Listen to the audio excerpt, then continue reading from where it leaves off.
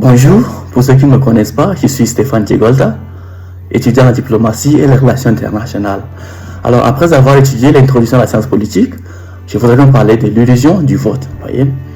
Quand on pense à la démocratie, on imagine souvent un processus très simple.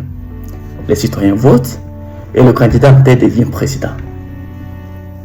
À travers l'Afrique, des millions de personnes font la queue pendant cette période pour exercer ses droits. Mais la réalité est souvent différente. C'est-à-dire qu'organiser une élection ne revient toujours pas à dire choisir un dirigeant. L'accès au pouvoir se joue fréquemment bien avant même le jour du scrutin, ou soit dans les négociations en coulisses bien après le dépouillement. Et la première raison, c'est que la partie se gagne souvent dès la phase préélectorale. Les gouvernements en place peuvent utiliser peut-être l'ingénierie constitutionnelle pour verrouiller les positions. Ça peut être la modification des limites des mandats, la révision des listes électorales, ou soit la disqualification même des principaux opposants. Et à cela s'ajoute aussi l'utilisation des fonds publics et des médias d'État par le pouvoir. Et le terrain devient complètement déséquilibré en quelque sorte avant même le début de la campagne. Donc le jour du vote, les commissions électorales et la justice sont souvent influencées en quelque sorte par le pouvoir.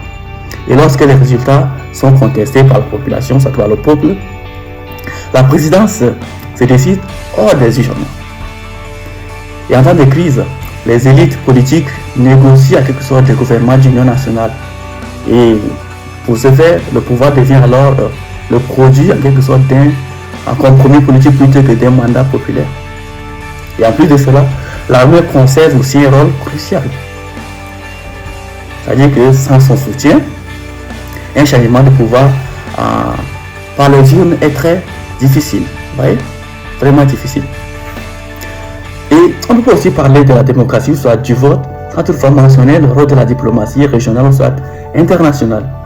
Vous voyez, donc, des organisations comme l'Union africaine, la CEDEAO, soit les puissances étrangères, privilégient souvent la stabilité face au risque d'instabilité. Donc, si la communauté internationale valide un scrutin contesté par le peuple pour maintenir le calme, le dirigeant reste en place. Donc la reconnaissance diplomatique extérieure est donc souvent, je dirais aussi, importante que le vote du citoyen pour légitimer un pouvoir. Donc, cela ne veut pas dire que les élections ne servent à rien. Elles créent, n'est-ce pas, je peux dire, une échéance fixe qui force le système à s'ouvrir à quelque chose et donner à la société civile et aux jeunes une occasion de se mobiliser. Donc des décisions judiciaires historiques comme le cas du Malawi en 2020, que la Cour suprême a annulé en quelque sorte l'élection qui a été qualifiée frauduleuse pour réorganiser. Et là, on a tous connu le vrai gagnant. Donc, en fin de compte, l'élection est un outil. Donc, là où les institutions démocratiques sont, je peux dire, fragiles, elles servent souvent à valider un pouvoir déjà établi par le contrôle de l'État. Les alliances politiques et le soutien diplomatique. Donc, le pouvoir ne se gagne pas seulement dans l'isoloir. C'est ce que je veux dire. Le pouvoir, il ne se gagne pas seulement dans l'isoloir, mais dans les règles fixées bien avant même le vote. Donc, vous pouvez peut-être avoir des opinions contraires à ce que j'ai dit. Donc, si vous avez des opinions un peu contraires, vous pouvez aussi me dire. Merci.